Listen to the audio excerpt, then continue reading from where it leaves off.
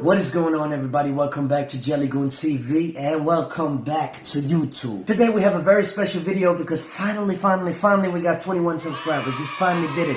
You freaking fucking did it. That's amazing. Thank you so much for the 2 last subscribers. I really do appreciate you guys. And thank you for everybody subscribing. I really do appreciate it. And thank you for clicking on this video first of all. That's what you have to know, that you are fucking amazing and I love you. Anyway, today we have a very special video about my beloved, beautiful country of Denmark. This country is my mother country, it's my father country, it's everybody's country. It's just an amazing country. That's basically what it is. Denmark is amazing. So today we have a very special education video, I think, with this guy, Geography Now, I think his name is. Isn't that? Yeah, that's his channel. So go check him out and support him. He's very good and he just makes video on different countries and how they are and what they do in the countries and all these things. Of course, his facts are not 100% real because in Denmark he did fuck up. So I think I saw in the comment section, really I don't know anything about my country. That's why. I'm just living here.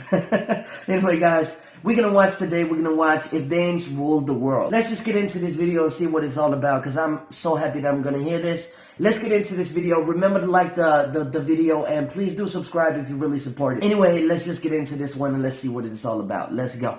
Hey Geography peeps, good to see you again. So this is going to be another filler week. I'm currently working on the scripts for the next few countries and I'm talking to a lot of you guys that are from those countries. So in the meantime, let's talk about something. Now, as some of you know, I kind of have a little bit of a soft spot in my heart for Denmark because Denmark was the very first European country I went to. Plus, you know, the Denmark video is kind of like one of the most popular videos on this channel. I'm just saying. Yes, The land of because fierce we are awesome. Nordic folk, Vikings and warriors that took over an empire that expanded Yes, across 4 continents. Before we jump into all that though, speaking of Vikings, this yeah. episode is once again sponsored by Vikings War of Clans. Now, I know quite a few of you guys and girls that watch this show are gamers, so if you haven't played this game, now is the perfect time to start. not really. Vikings War of Clans, I do which game, is now but on yeah. mobile, is similar to PC strategy games of the 90s and 2000s in which you can choose your own playstyle, dominate by destroying Skip the ads! build impregnable fortresses, and use your diplomacy skills to rule the world, just like the Vikings. Play for just 5 minutes and see why over 10 million players all across the world are so addicted to it. You can support Geography Now by downloading the game. We're not gonna have this in the video. You're gonna cut this out. This commercial right here. Cut it out. Remember. And my cut it out, Carson. 200 gold for a fast and successful start. Vikings War of Clans, available on the App Store and Google Play. Thanks, Vikings War of Clans. You guys rock. I love working with you guys. Now, when I was in high school, I actually wrote my senior thesis arguing on the theory that Fortinbras in Shakespeare's Hamlet could actually be seen as the underlying protagonist in the otherwise Hamlet-centered plotline. I think I got like a B- on that paper, but I was like, woohoo, I'll take it. State college, here I come. And then I got rejected from the state college that I applied to. Anyway, the point is, Hamlet is Danish. And after you pass all of those boring emo-sounding monologues and soliloquies, the story actually kind of gives you a feel of how the Danes operated back in the day when they were conquerors. Now, when it comes to European colonialism, most people only focus on the big 4, the British, French, Spanish, and the Portuguese. No, we did a lot more. The biggest geopolitical impact. We did a lot more. However, they weren't the only Europeans to take a stab at overseas colonization. Everybody was getting in on it. Austria-Hungary tried to take a slice of North Borneo. Technically, the Polish-Lithuanians tried to take a piece of the Gambia. Remember the Gambia episode? Yeah, that was a weird one. Even the Scottish tried to take over Panama that one time. Most of these land grab attempts were pushed back due to the lack of finances, resources, and personnel to sustain and manage the properties and settlements that they had set up. And eventually, most of them were either sold off or abandoned and reclaimed by larger empires. The 17th century was like the golden years of Danish colonization. They joined up with the Norwegians, they set their hopes high and sailed far. The Danes were a little clever though. They knew that they were smaller, not as rich, and imminent doom was coming, so they kind of tossed all their small cards and held on to the big guys. First of all, the main areas that the Danish colonized in the past were as follows. For a brief time in Africa, they had 5 settlements along what is now Ghana, known back then as the Danish Gold Coast, the forts of Christiansborg, Fredensborg, Prinsensten, Kongensten, and Augustborg. All of these were eventually sold to England. In the Caribbean, they basically owned all of what is now the U.S. Virgin Islands, the 3 largest ones being St. Thomas, St. John, and St. Croix. They sold them to the U.S. in 1917 for $25 million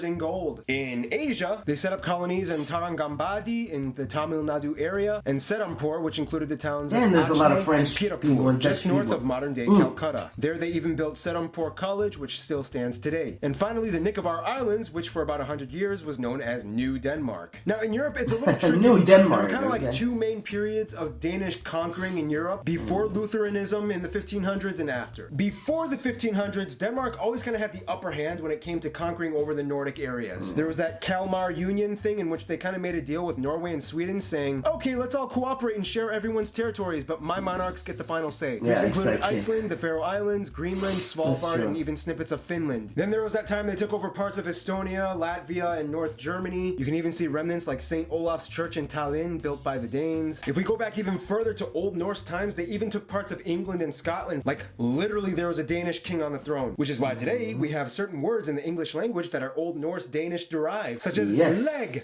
freckle, root, want, and skin, all Norse derived. In a nutshell, Danes have made their mark in the north. Literally every section of the Nordics, even Finland and Estonia, have some kind of Danish connected past. Today, the last remnants of Danish colonization lie within Greenland and the Faroe Islands, which have high We are levels brothers of and rule sisters. We autonomy. cannot deny However, let's that. play a little mental exercise, shall we? What would it look like if the Danish actually developed into a full-fledged world regional influencing empire? What if they had enough money, resources, and people to sustain their settlements abroad? Well, for one, they would probably have the most success in India. Their settlement in Serampore I think we're too was nice for 25 that. kilometers away from Calcutta. If they had the opportunity to creep down just a little bit, they would have snagged one of the largest economic hubs of all of India, creating a strange new language pocket, kind of like what the Portuguese did with Goa, except 15 times bigger. If that happened, it would have dramatically changed the entire game. Denmark would have been a contender to reckon with, and with India, you had power. Now in Africa, it was a little different because it kind of depended on who gained favor from the indigenous African tribal leaders. If the Ashanti Kingdom had shown favor towards the Danes instead of the Brits, it would have changed the entire game for pretty much West Africa. It's possible that through the Ashanti rulers, Danes would have had access to the rest of Ghana and even possibly to their cousins, the Akan in the Ivory Coast. This means that all that gold money would go to Denmark and not the UK, which would dramatically change the economies of both nations. Which means back home, the Europeans would hear about this flourishing, resource extracting Denmark, which put them on a whole other bracket level of popularity. Now, if money was surging from India and Africa, it's possible that they could have actually bought more islands in the Caribbean, making more of an impact in North America. I would guess that if they had enough money, they would probably buy the remainder of the Virgin Islands, including the ones owned by the British, as well as maybe Isla de Culebra next to Puerto Rico. And if the Brits were very desperate to make money, if it's in our interest, yes, but we have to make money of it. Strange new Danish West Indies archipelago, the largest region of influence that lasted Talking like was, it's of just course, human the beings, Nordics. man. Denmark always kind of had a You firmer just sell them around and you can grasp do on the whatever. Arctic throughout history. Had this grasp lasted until today, Denmark would have been in control of nearly a third of all Arctic transport and trade business. Theoretically, virtually no Europeans except the Russians could enter this area for whatever reason without passing through some kind of economic zone controlled by Denmark. The entire Norwegian and Greenland seas, along with parts of the North Sea, Baffin Bay, and the North Atlantic, would be mostly monitored under one unit. At over 1 million square miles, that's like 80% the size of all the Arctic seas above Russia, the Barents-Kara, Laptev, East Siberian, and Chukchi. Granted, not many people would be passing through or trading in these areas, but hey, it's the size that counts. In the end, there's a lot of oil up there, I think. Most likely the fact that they just That's always what the have a Americans, smaller they want. population than their competitors, which makes global impact harder. Today, though, the Danes are just happy living where they are, and Legos will never go out of style, so they're kind of set for life. But Greenland and Faroe Islands, no wandering off, okay? Keep your arms and legs inside the vehicle. You're coming along for the ride. Thanks for watching. My brothers and Subscribe if you sisters. like. Stay cool. Fuck Stay tuned. yeah.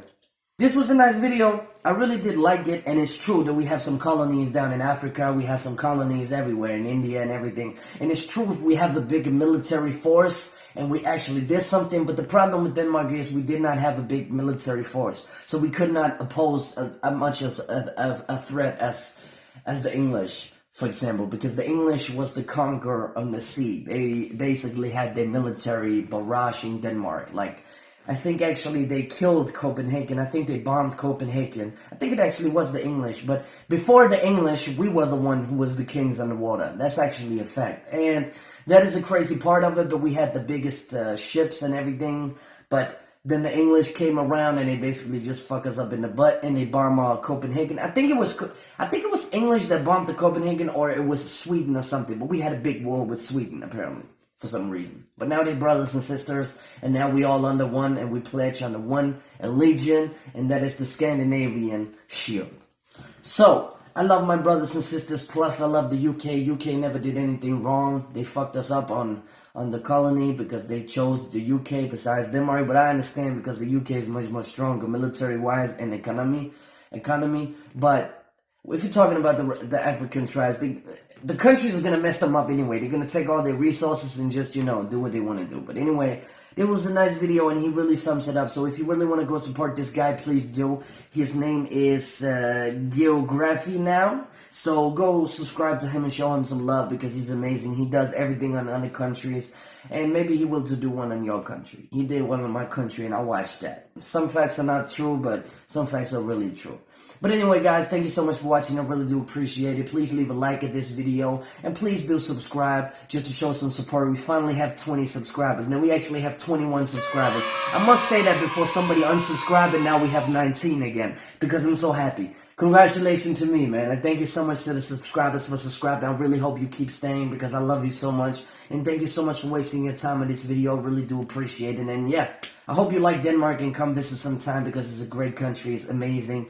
It's not cheap, but the culture is very nice and the people is very nice. And it could be amazing from other countries just to come to Denmark and see what it's all about. But anyway, guys, enough talking, enough that. I'm going to move on to the next video. So I'm going to see you until the next video. Peace.